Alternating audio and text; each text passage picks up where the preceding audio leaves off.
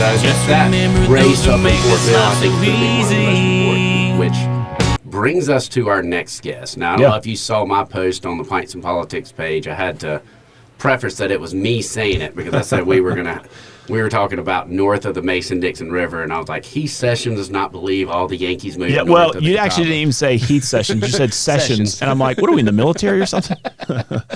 But yeah.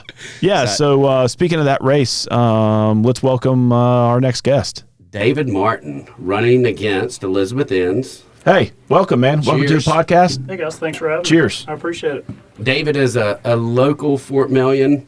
I met David whenever I ran for county council, and I think I went to an event in Fort Mill. Now, while David was not involved in the political parties, Yes, right. he was always the one hosting, trying to bring everyone together to talk about the issues in the community. So tell us a little bit about yourself. Yeah, man. I appreciate it. Good to be in Rock Hill. You know, my mom was a Bearcat, so it wasn't too hard to come across the river. But thanks for having me. Yeah, native of Fort Mill. Lived at 37 years old. Lived in Fort Mill my whole life. Dad was a Yellow Jacket. Mom was a Bearcat. I got a 16-year-old daughter who goes to Catawba Ridge High School, so repping my Catawba Ridge today. And I got a little 3-year-old, and I got a little girl on the way right now as well. Congrats, man. Yeah, appreciate it, man. Thanks. When's the third? October 23rd. So 3 girls. 3 girls, yep. October 23rd. That's right. I'm a girl dad, man. I know. I'm jelly. I love it. I was blessed with one daughter and 2 boys, so I get to live, That's what I was trying for. That's the reason I have one in kindergarten and one graduating high school today. I always thought I'd have I played quarterback at college, but I always thought I'd have a middle linebacker named I don't know, Maverick or something. His hair down to his shoulders and just Maverick Martin. Yeah. I like it. I don't know, but, I think Bubba's got his nickname for whenever he gets elected after Tuesday. Yeah, that's right. That's right. So, yeah, I mean, man, so you were just like, I'm not going to say like me and Guffey, because Guffey was a politician.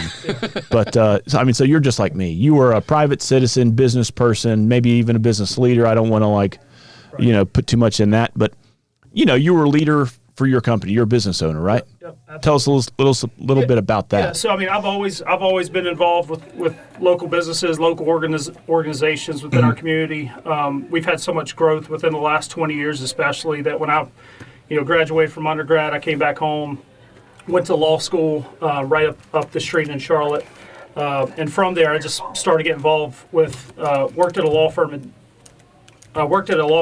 in Rock Hill for about 4 years down at McKinney, Tucker, Lamell, and then moved over to Fort Mill or back to Fort Mill. And since then, always been involved. I'm a member of the Downtown Fort Mill Co-op, member of the Colonel's Club, member of the Friend of the Greenway, and so always try to get involved as much as possible. Never been out front in politics, but always try to be somewhat behind the scenes in terms of supporting the community. Me too, man. Same way. Yeah. One to support good people, Exactly. But I think for me, just running a business for the last 6 years, I mean, we've seen, even on our business side, we've seen a massive amount of growth. We've went from 2 employees in a 95-square-foot office, about as big as this room right here, to going to having 27 employees across 9 offices. Wow. And so we've been able to scale our business, been able to grow. I think, you got to treat people well. You got to treat them with respect. You got to incentivize people. And because of that, I just want to bring that over to the political side. Yeah. In terms of treating people the right way. I'll say what I love about you is you always give back to the community. Yep. You can tell that your heart is in Fort Mill. And I'll even say that about somebody like Allison Love. Everyone, might have their own feelings about it, but you can tell she loves the community, and she's always trying to do things within the community. I think that you do the same, and I'm one of the few people in Rock Hill that I never wanted to leave. Everyone else wanted to take off. They couldn't wait to get out of Rock Hill. I was like, you know what? I love Rock Hill. I'm not leaving. Right. Well, when I had my oldest, I mean, there was no question I was coming back home. I mean, we had great schools then. We still have great schools now. Obviously, all my family, all my friends, my brothers is in Rock Hill, my sister's in York. Everybody's here. Yeah. So how do you feel whenever your opponent wants to badmouth the schools, claims that she's a teacher, but not in South Carolina, right, and doesn't even send her kids to public school, do you not take that like deep and personal? You know, I welcome everybody to come to Fort Mill if they want to, because it's a great city and a great town. But when people come in Fort Mill, not Rock Hill, y'all stay up there. when people come into Fort Mill and then suddenly try to change everything, which is the reason why they moved to Fort Mill, I take issue to that. Yeah. Because we have great schools. I mean, we have great schools. We've always had, in the past, affordable housing. We got to work on that in Fort Mill. But I definitely take offense to Elizabeth moving into our district, especially trashing our school system the way that she has, and completely wanting to change our entire public education system in Fort Mill. Yeah. I agree. We all know the history. Elizabeth Enns ran against Guffey in the last go round 2022 in District 48. What's the number of the district over there?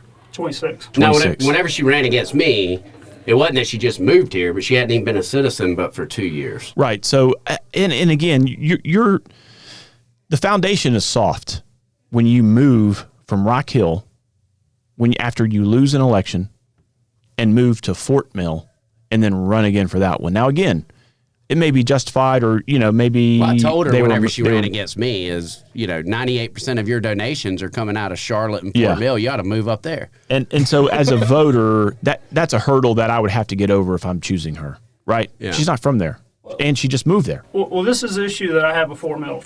You won in November of 22. She moves to Fort Mill April of 2023.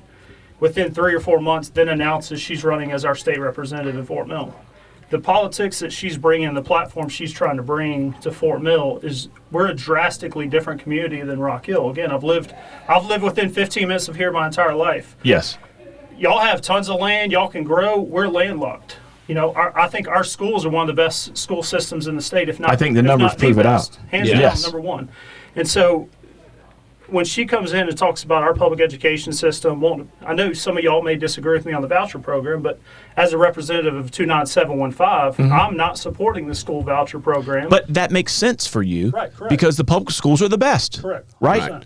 A lot of times the school choice effort is because of the kids who are in the struggling schools, right? And y'all don't have those up there. Right. I mean, I said it. So you reflect that district. Agreed. Well, I said at Whitaker's a couple weeks ago, had some sushi. I've seen you up there before. Yeah. And I sat there and I met 3 people at the bar. One was from Texas, one was from Northeast somewhere, and then somebody was down from Florida. And I asked all 3 of them, what brought y'all to Fort Mill? All 3 of them said it's our school district. Absolutely. Our school system. Yep. And so for me, when somebody wants to come in and change that and attack our school board like Elizabeth and her group has, it's offensive to somebody that's lived there for my entire life and has worked and given back so much to our public school system. Yeah. Yeah. No, that's a good point. I mean, and that's why what we do is great, because Guffey and I represent Rock Hill. We have opportunities to get better in public education, right? The numbers don't support before I got what your schools are the best. Yeah. I mean, the numbers prove it out. The teachers want to go there. I still think Clover's better, but We'll take this outside. Listen, this ain't my personal feelings. This is the data. You know what I mean? It's math. As a representative, it's my job to represent our district and our community. That's correct. If I was in a different district, different community, different school system, I may be for school voucher program. Yeah. But in Fort Mill, that's the reason we have 124 people exactly to represent what is best for your district. Exactly. That doesn't make you a rhino or establishment or all of these other names that people want to say just because you don't agree with everything that's within one group's platform. Agreed. And I'll say, before I went down to the State House, I would look at people like, and I'll use Ray Felder, who has endorsed you. Yep. I looked at Ray Felder, and my view was Ray Felder is just not conservative enough. Oh, this is hysterical. I wouldn't consider her the same type of Republican that I am. And then I get in there, and I realize that she has a vast amount of knowledge whenever it comes to schools, to healthcare. Education, That she is an asset to the delegation because those are her passions. Right. Now, does she always agree? No. But she's not fighting to take down the things that are important to us either. And here's another thing.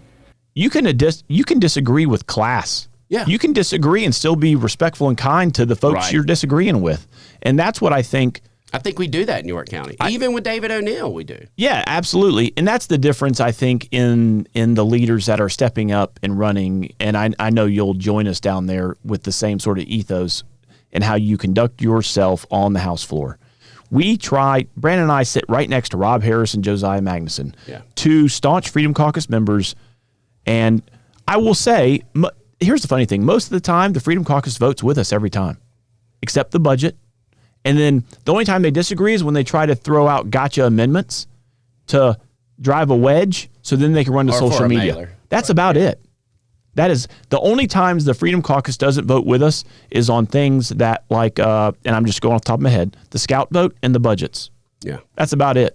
And I can understand on the scout vote. Yep. I can completely understand why they disagree with the scout vote because I struggled with that myself. Yeah, correct. But I had lost all trust in everything that the Freedom Caucus was saying because they had lied to me repeatedly. And I knew our governor supported this. I knew that our speaker supported this. Yeah. And it's like, okay, well, from looking at it, I wanted to make sure there were clawbacks. That was the biggest thing. That is true. Any sort of tax credits or any of these government goodies that the opposition can say, oh, they're giving away taxpayer money. No, they're not. There's clawbacks. Yeah. If and they it's don't, the infrastructure for the most part. If they don't employ the number of people they employed to get the tax credits, they don't get them. Right. And so I couldn't vote on the Scout project for personal reasons. I had to recuse myself because I was bidding on some of the construction. So he has a higher freedom score than I do. So I didn't vote on that anyway. But one thing that I would hope that helped people vote for the Scout economic development package was BMW. Yeah. We've seen this before, right?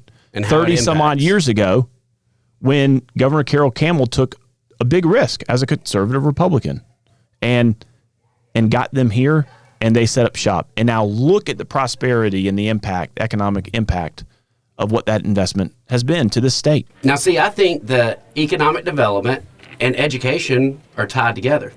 And this Absolutely. is why we would not have to offer incentive packages if we were funding our schools properly to begin with.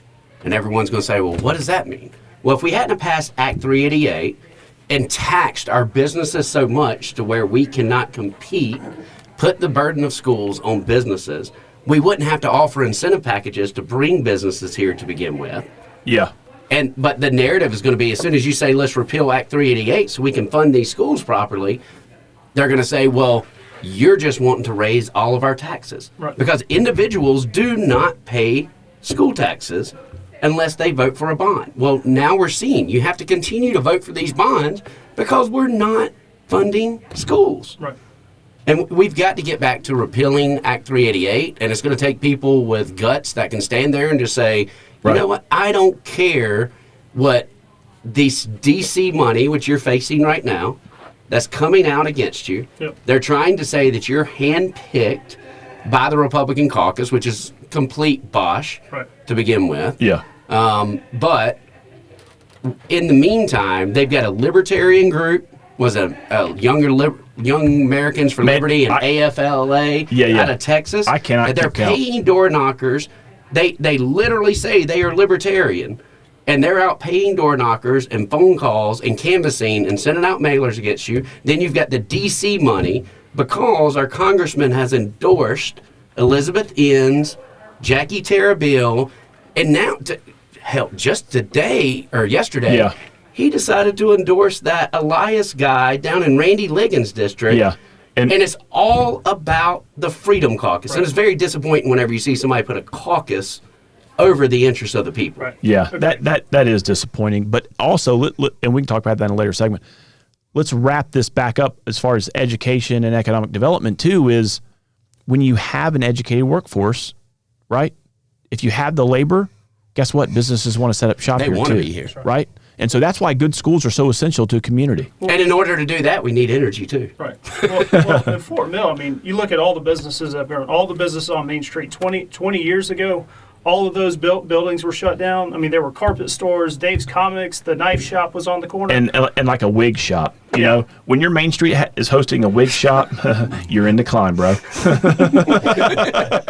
since then, I mean, all the growth, all the development, all the business opportunities that we have all been brought to Fort Mill because of our school district. Everybody wants to come here because of our Fort Mill Public Schools. There's more than one way to skin a cat. That's right. And that's one way to drive people to your area, for 100%. Sure. So tell us a little bit about, like, the campaign life, you know, like, what's your day in, day out? What have you learned? I mean, let's just talk about the campaign in general. No, I'm glad we talked about this because the last 2 weeks, you know, unfortunately for Michelle Branning, I've seen the attack on Michelle over the last 2 months.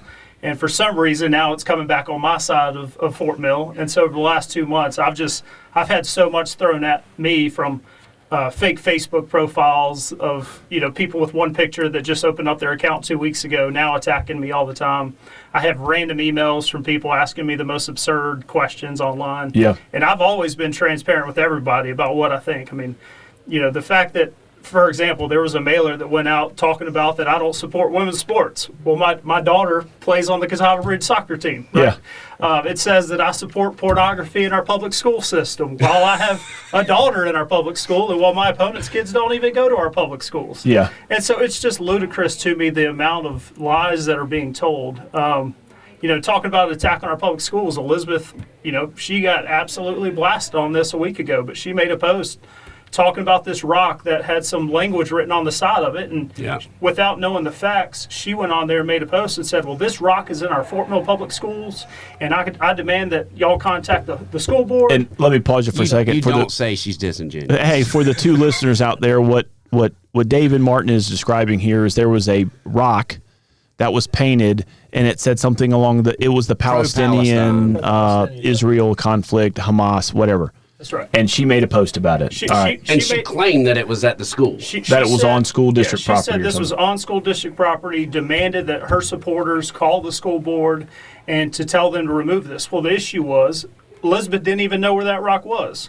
It's a half mile from my house. Everybody passes it every day. It's not on school property whatsoever. So I went out there instead of complaining, bitching about it on, sorry if I can't say No. complaining about it, you know, on Facebook and making up these allegations. I just went out there and fixed it. I grabbed some paint from Home Depot, went out there and painted it. And so it resolved the issue, but... With Hey Dudes on, by the way. I definitely had Hey Dudes. I got my Hey Dudes on today. I know you guys will like that. And so I think what I've seen is so much hatred, animosity, and divisiveness within the last 2 weeks for people that know nothing about me. Yeah. You know, you can read these flyers all day. I'm going around, I've knocked on probably 3,500 doors over the last few months, having conversations with people, letting them know this is who I am, this is what I stand for, ask me any question you want. Yeah. And every one of those people, I had somebody last week who was a staunch Elizabeth supporter and friend of hers. I knocked on his door, he came out, and I thought it was going to be a terrible conversation when he told me who it was. At the end, he said, you know what, I was completely wrong about you. And if the only person that wasn't wrong was Elizabeth, then I would 100% support you because everything that I've heard is a lie.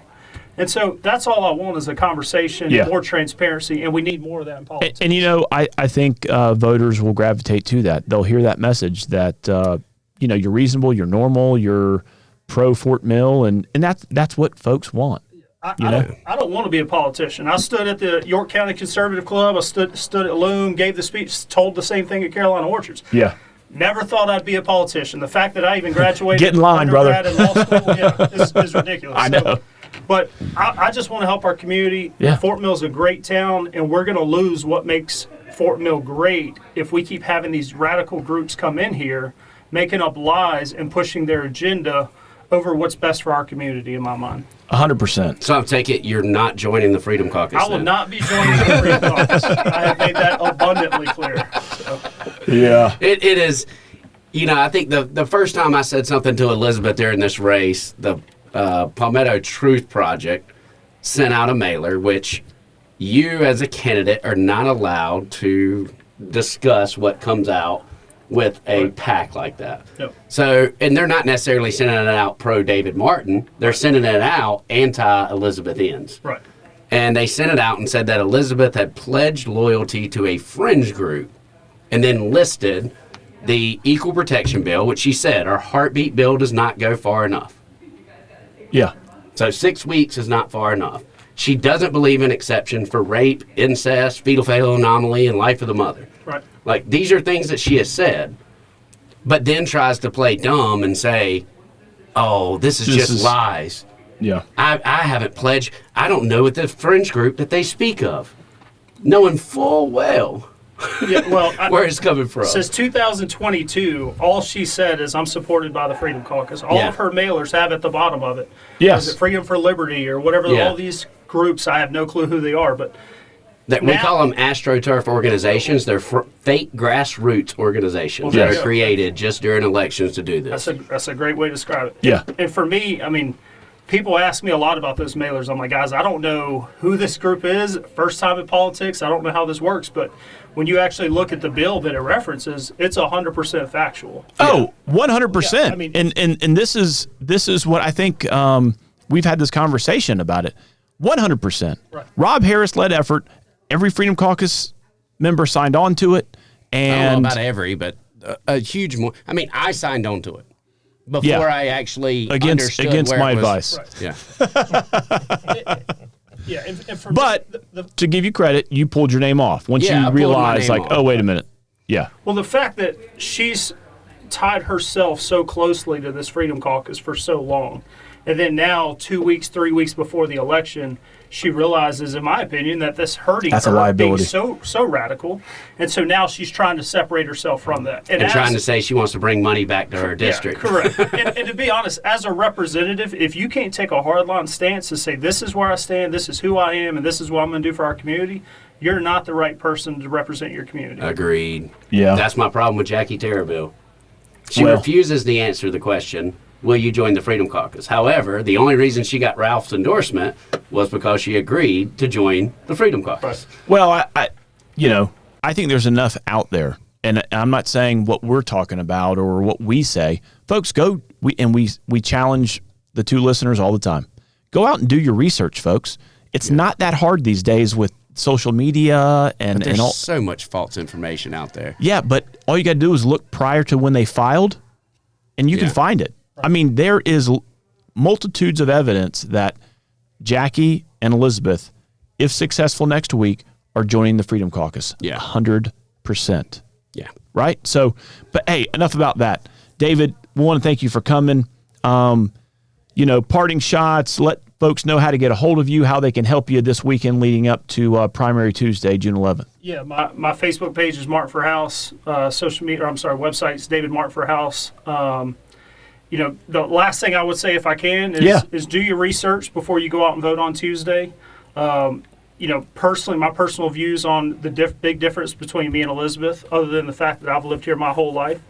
If you're going to have a representative, you got to have a representative who understands each of our different communities in Fort Mill. You got to understand somebody that knows the difference between Foxwood and Waterside at Catawba. You got to know the difference between Regent Park and White Grove, or Paradise and Springfield.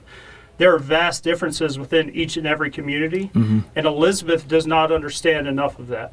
I'm only going to do what's best for the community of Fort Mill every single time. I'm only going to do what's best for our public education system, and I want to invest back into our community like I've done for the last 20 years in Fort Mill. So that's my position on why people should vote for me this weekend. Well, thank you, man. And folks, we can't stress this enough.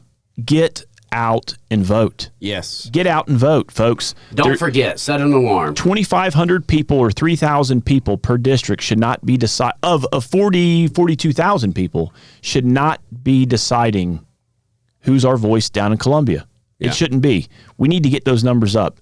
And folks, we have early voting for the last 2 weeks. I'm disappointed in those numbers, but hopefully y'all are all saving the gas money to go out on Tuesday, because we need y'all to get out and vote for the folks who represent these communities. Yeah, and I'm going to say this too, because I have a pretty strong following in Fort Mill.